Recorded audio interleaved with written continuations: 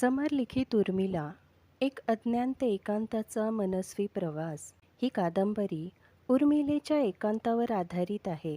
14 वर्षे ती काय करत असेल याबाबत तर्क केला आहे.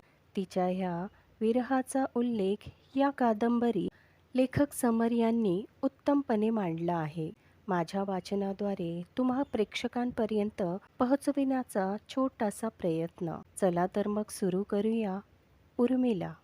हिमालयाच्या पायथ्याशी वसलेले एक निसर्गरम्य नगर मिथिला, ज्या राज्याच्या उत्तरेला हिमालयाची पर्वतरांग आणि दक्षिणेला गंगेचे विशाल खोर होते, अशा विदेह देशाची राजधानी महान सम्राट इक्ष्वाकूंचे पुत्र निमी यांनी वसवलेल्या या विदेह देशाला निसर्ग सौंदर्याचे वरदान लाभले होते. या प्रदेशात ठिकठिकाणी विस्तीर्ण जलाशय, प्रत्येक सरोवराभोवती नानाविधी वृक्ष दाटीवाटीने उभे होते.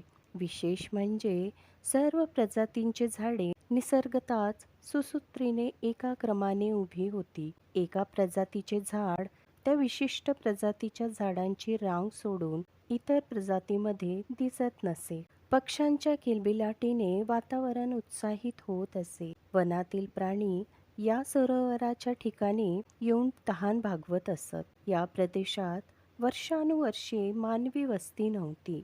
विदेह देशाच्या सभोवती अयोध्येसारखे बलाढ्य साम्राज्य असूनही विदेह प्रांत लौकिक अर्थाने विकसित झाला नव्हता. त्यांच्या लयबद्ध एकांतातच रमला होता. एके दिवशी विदेह देशात एक शापित राजपुत्र आला आणि या प्रदेशाचे चित्रच बदलले. झाले असे की विदेह देशाच्या दक्षिणेला अयोध्या नगरीत इक्ष्वाकूंचे कुटुंब राहत होते. सम्राट इक्ष्वाकूंचे 12वे पुत्र निमी यांना अयोध्येमध्ये महायज्ञ करायचा होता आणि त्याकरिता निमींनी महर्षी वशिष्ठांना निमंत्रित केले. ज्या मुहूर्तावर निमींना महायज्ञ करायचा होता त्याच मुहूर्तावर महर्षी वशिष्ठांना इंद्राच्या अमरावती नगरीत इंद्रासाठी यज्ञ करायचा होता. स्वतः इंद्रांनी वशिष्ठांना काही दिवसापूर्वीच यज्ञासाठी आमंत्रित केले होते.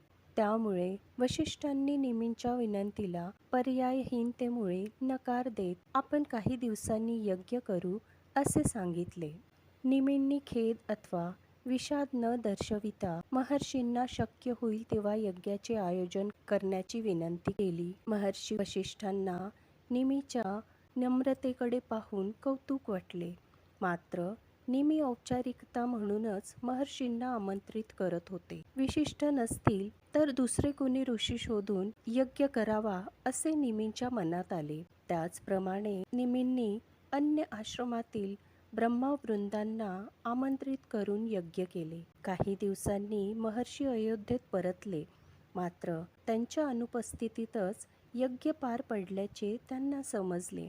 क्रोधित होऊन वशिष्ठांनी निमींना शाप दिला आणि निमींना अयोध्या सोडून वनवासात जावे लागले. निमी अयोध्येच्या उत्तरेला विदेह प्रदेशातील वनामध्ये निवास करू लागले. तिथले अद्वितीय निसर्ग सौंदर्य, शेतीसाठी उपयुक्त माती, मनुष्य वस्तीसाठी उपयुक्त भूमी आणि मुबलक जलाशय पाहून निमींना शापमुक्त झाल्यावर इथेच एक राज्याची स्थापना करावीशी वाटली. काही वर्षांनी शापमुक्त झाल्यावर निमींनी नवे राज्य निर्माण केले. त्यांचे पुत्र मिथी यांनी पुढे मिथिला ही राजधानी वसवली. अयोध्येतून आणि उत्तरेकडून अनेक जण मिथिलेत येऊ लागले. बघता बघता विदेह देशाची सीमा विस्तारू लागली. मिथिलेला एक भव्य नगरीचे स्वरूप प्राप्त झाले. मिथीचे पुत्र जनक हे पित्याहून पराक्रमी आणि कुशल राज्यकर्ता निपजले. ज्याप्रमाणे पहिल्या इंद्राच्या पराक्रमामुळे देवतांचा राजाला कायम इंद्र ही उपाधी दिली जाते, आश्रम स्थापन करणाऱ्या ऋषींच्या कुळनामाचा गौरव म्हणून त्या आश्रमाच्या सर्व प्रमुखांना स्थापनकर्त्याचे कुळनाम दिले जाते, त्याचप्रमाणे मिथिलेच्या राजांनाही पुढे जनक म्हणून संबोधिले जाऊ लागले. मिथिलेवर पुढे उदावसु, बृहद्रथ, सुधुर्ती, स्वर्णरोमा आणि हस्वरोमा अशा अनेक बलाढ्य राज्यांनी राज्य केले. या राजांमुळे विदेह देशाला महाराजाचे स्वरूप प्राप्त झाले. शतकानुशतके असंख्य थोर महावीरांच्या परिश्रमानंतर उभे राहिलेले हे राज्य एका स्वयंवरामुळे पूर्णतः कोलमडेल असे कुणालाही वाटले नव्हते.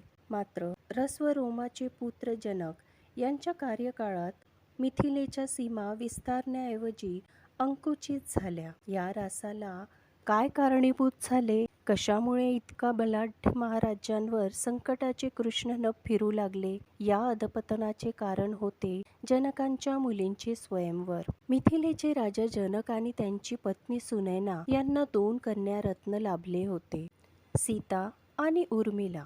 त्या दाम्पत्याने उर्मिलेच्या जन्मापूर्वी सीतेला दत्तक घेतले होते. सीतेला दत्तक घेण्यापूर्वी राजा जनकांना अपत्य प्राप्त झाली नव्हती. मात्र सीतेला राजप्रसादात आणल्यानंतर काही काळातच उर्मिलेने राणी सुनैनेच्या पोटी जन्म घेतला. कित्येक वर्षांनी राजप्रसादात मुलीचा जन्म झाल्याने सर्वत्र आनंदोत्सव साजरा झाला. या दाम्पत्यांनी सीतेला दत्तक कन्या असल्याची जाणीव होऊ दिली नाही. तसेच उर्मिलेला पोटची मुलगी असल्याचे झुकते मापही दिले नाही. राजा जनक आणि राणी सुनैनेची ही समान वागणूक उर्मिला आणि सीता या दोघांमध्ये प्रेम उत्पन्न करण्यासाठी गरजेची होती. जनकांनी सीतेला आणि उर्मिलेला अतिशय प्रेमाने वाढवले. या दोघींचाही एकमेकींवर जीव होताच.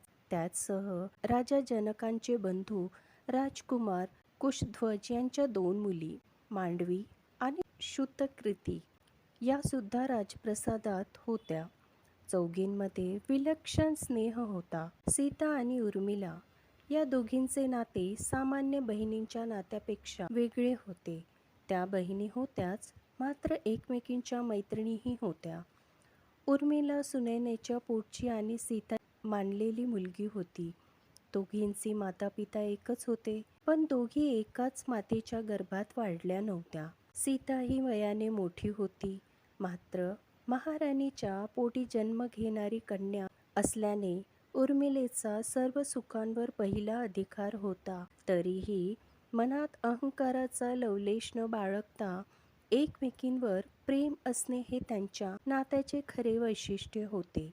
सीता ही दत्तक असली तरी ज्येष्ठ असल्याने मैथिली हे नाव सीतेला दिले गेले. उर्मिला ही मिथिलेच्या राजाची एकमेव राजकन्या असूनही मैथिली हे नाव सीतेला मिळाल्यानंतर उर्मिलेच्या मनात मत्सर उत्पन्न झाला नाही. उर्मिलेचे मन विशाल होते. सीता दत्तक असूनही तिला मिळालेले सर्व अधिकार उर्मिलेने नाकारले नाही. उर्मिलेचे हे वर्तन निखळ मैत्रीलाच शोभणारे होते.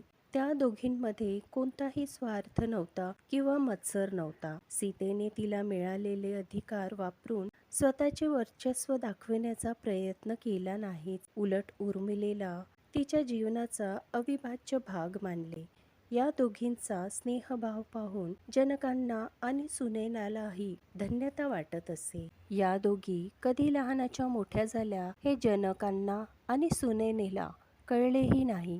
आता काही दिवसच आपल्याला मिथिलेच्या राजप्रसादात राहायचे आहे हे उर्मिला आणि सीतेलाही ठाऊक होते. त्यांच्या विवाहाबाबत मिथिलेच्या घराघरात चर्चा रंगू लागल्या होत्या.